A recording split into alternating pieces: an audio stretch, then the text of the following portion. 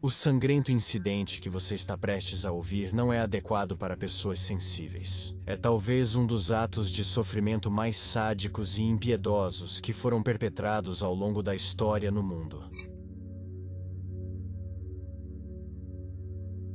Kelly era uma menina de 14 anos nascida na Inglaterra em 18 de maio do ano de 78. Esta adolescente tão querida pelas pessoas ao seu redor se caracterizava por sua maturidade e talento para os esportes. Ela sempre foi uma menina que se saía muito melhor em ambientes com pessoas adultas. Como uma jovem, um pouco avançada para a sua idade, em vez de passar as tardes brincando ou assistindo televisão, depois da escola, ela tinha um trabalho de adolescente. Ela trabalhava como babá para famílias próximas ao seu bairro. Ela gostava muito de aprender coisas novas e, acima de tudo, ganhar seu próprio dinheiro. Foi em uma dessas casas onde trabalhava que conheceu um homem por quem se apaixonou perdidamente. Seu nome era James Patterson Smith, que se tornaria seu primeiro namorado.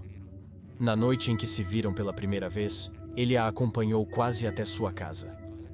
Conversaram durante toda a caminhada e foi assim que surgiu esse relacionamento.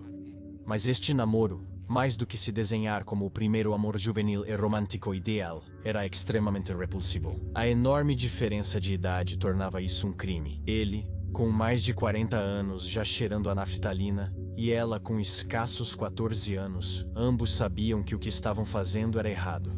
Principalmente ele, que com toda a audácia e vantagem, a persuadiu a manter o relacionamento em segredo, principalmente dos pais da menor, Tommy e Margaret Bates, que claramente se oporiam ao ver que o namorado de sua pequena filha era até mais velho que o próprio pai. Certa de que ele era o homem dos sonhos, ela se envolveu por 2 anos nesse caso de amor fatal. O casal se virou para ter seus encontros e permanecer no anonimato por um longo tempo. Foi apenas quando a garota completou 16 anos que ela ousou enfrentar seus pais e confessar sobre o romance. Reuniu toda a sua coragem não apenas para revelar a identidade de seu parceiro, mas também para informá-los que iria sair de casa para começar uma nova vida com ele.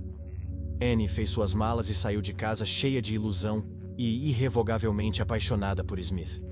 Chegou à sua nova casa localizada na Furnival Road, Gorton, Greater Manchester, sem ter ideia do angustiante destino que a esperava. Com o passar do tempo, tornou-se muito notória a mudança na personalidade da jovem. A garota tão enérgica e ativa que se lembravam agora era ofuscada por alguém cujo temperamento decaía cada vez mais. Ela já não era mais vista nos treinos da equipe de hóquei à qual pertencia, e seu ânimo parecia extremamente consumido pela instabilidade de seu relacionamento. O casal costumava discutir diariamente, deixando para trás aquelas lembranças alegres com as quais haviam começado. Em uma ocasião, Kelly ficou tão afetada por uma forte discussão que teve com o homem, com o velhinho, que, sem pensar, correu para a casa de seus pais. Eles se separaram por um breve período de tempo. No entanto, nesse momento, Smith já tinha controle absoluto da mente da menina. Ele a manipulava com facilidade após quase 3 anos de relacionamento. Então, em novembro de 95, a garota de então 17 anos voltou para o lado de seu futuro assassino. Naquele momento, a preocupação dos pais havia se intensificado. Começaram a detectar marcas de golpes, alguns hematomas e uma mordida em seu corpo.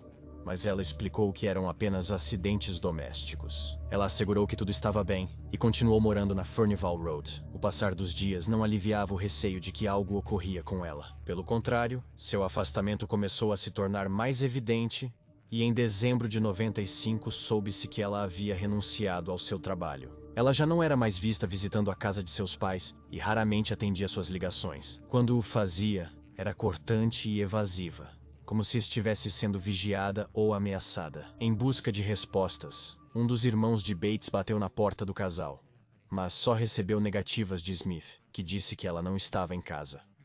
Por sua vez, uma vizinha, sabendo que a garota estava sendo maltratada, também tentou perguntar por ela, mas só conseguiu vê-la por um breve instante através da janela do 2º andar.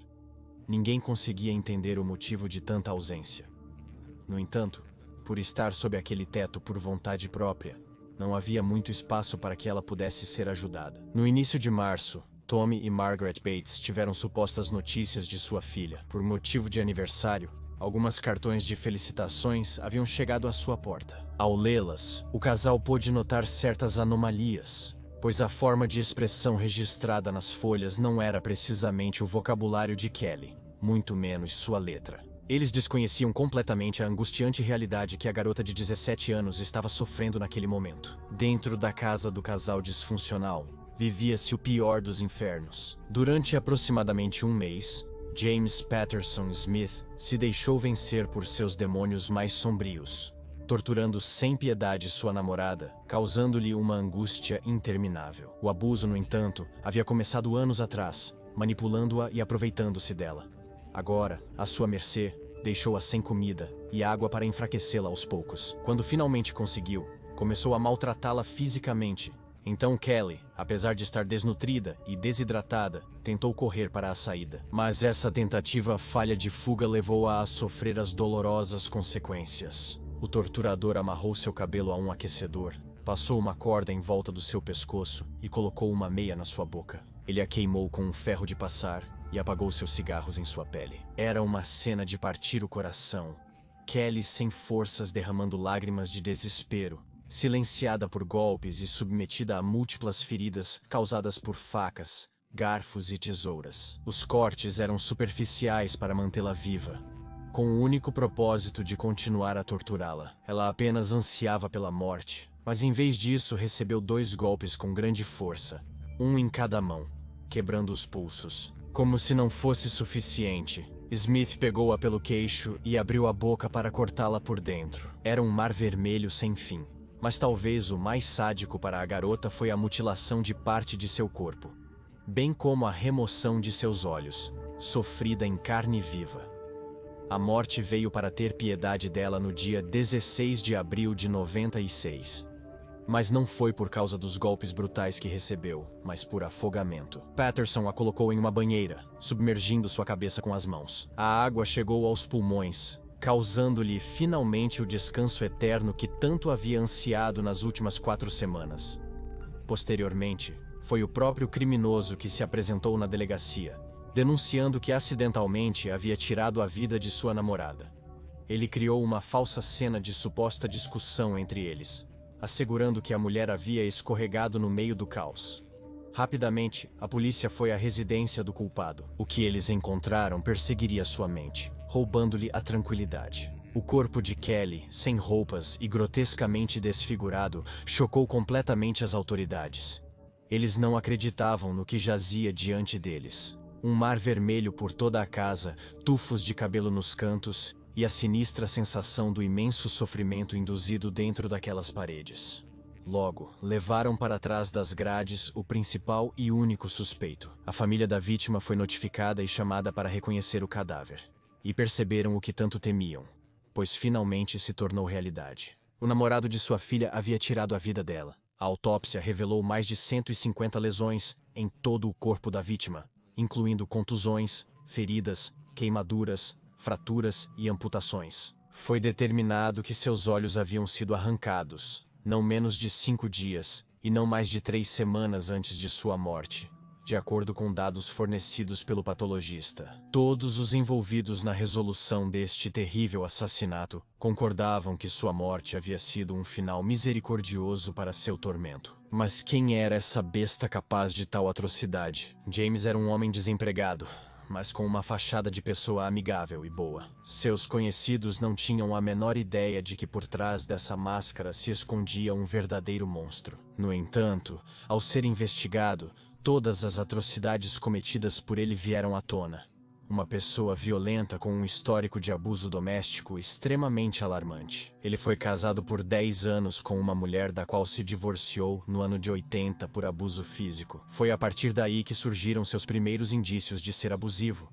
Mas foi Tina Watson quem falou abertamente sobre sua experiência ao seu lado. Era uma garota de 20 anos que se envolveu emocionalmente com ele após o divórcio. As autoridades conseguiram contatá-la porque eles têm um filho em comum. A história que Watson conta, tão desagradável que justamente naquela época, o homem deveria ter sido preso, mas por medo nunca foi denunciado. Por outro lado, uma garota chamada Wendy Mothershed também se juntou à lista de testemunhas. Contou como no ano de 82, quando tinha 15 anos, Manteve um relacionamento com o sujeito. Também vítima de violência, teve o mesmo destino que as outras duas, sendo objeto de espancamentos suportando os golpes propiciados pelo homem. Wendy foi uma sobrevivente diante da tentativa de homicídio do agora assassino, da mesma forma quase afogada na pia da sua cozinha. Infelizmente foi ela quem aos 14 anos cruzou o seu caminho, desconhecendo completamente suas verdadeiras intenções. Ela se apaixonou a tal ponto de esconder seu relacionamento por 2 anos, ir contra seus pais e mergulhar na tortura proporcionada por seu amante. Um verdadeiro psicopata. Levando a pior parte da história, foi o seu descanso que finalmente colocou atrás das grades este agressivo, abusador amante dos mais pequeninos. Adicionando outro tom de perversidade à história, as autoridades tiveram que ouvir a incrível história que o acusado expôs para se salvar de ir para a prisão ou reduzir sua sentença. Em seu torcido mundo sangrento, ele afirmava que Bates era quem o levaria ao inferno e o deixaria sem vida. Supostamente no meio de uma relação tóxica de abuso de ambos os lados, era a mulher, a menina, que o provocava. Inicialmente fazendo piadas sobre sua mãe morta, seguido de supostas autolesões para culpá-lo. Estava fielmente convencido de que muitas das lesões detectadas no corpo de Loxissa haviam sido causadas por ela mesma. No entanto, quando questionado sobre como seria possível alguém ter a força e convicção para arrancar os próprios olhos, ele teve a audácia de declarar que havia sido um pedido de Kelly, uma espécie de desafio distorcido no qual supostamente ela o desafiava a fazer coisas para machucar seu corpo. O acusado, em sua percepção, considerava-se inocente e acreditava firmemente que o homicídio foi um simples acidente. No entanto, a justiça evidentemente discorda deste absurdo testemunho e até mesmo o considerou paranoico.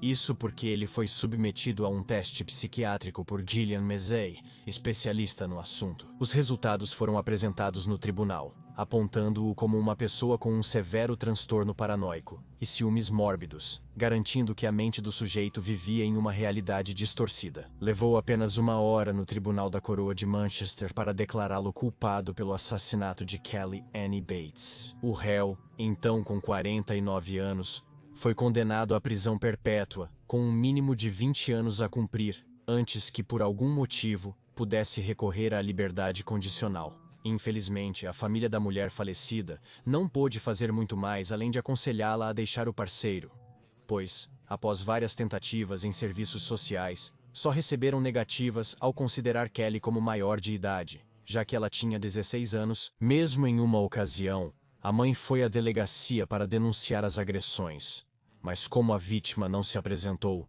não pôde prosseguir.